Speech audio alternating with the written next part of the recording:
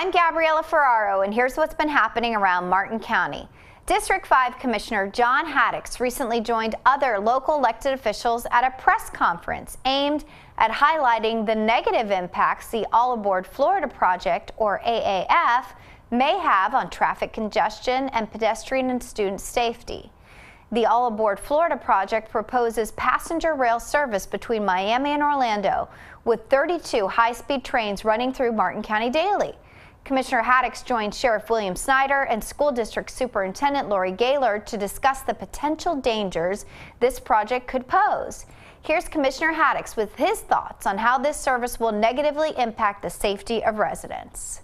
The trains are going at very high speeds, and it's much different for a child or family to recognize the speed and the perception of a train going 80 miles an hour versus a freight train going 30, 40 miles an hour. We have many areas in the county, for example, Rio, East Stuart, Port Salerno, Hobe Sound, where we have families and children who, on many occasions, they can't afford a car, so they have to walk or ride a bike to get to work, get to school, and this creates a hazardous situation for their safety.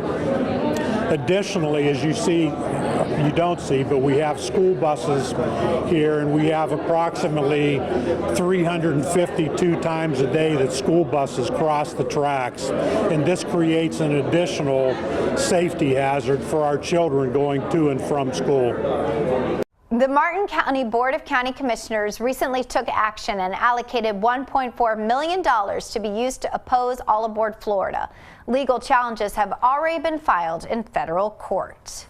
Martin County has started a new project that will add to the St. Lucie estuary's oyster habitat with a 2-acre area near the shoreline west of Kruger Creek on the south side of the St. Lucie River, near downtown Stuart. This new project comes 10 years after the county first launched the Oyster Reef Restoration Program in response to declining oyster populations in the estuary. Since that time, more than 30 acres of oyster habitat has been constructed with the goal of improving the water quality of the river.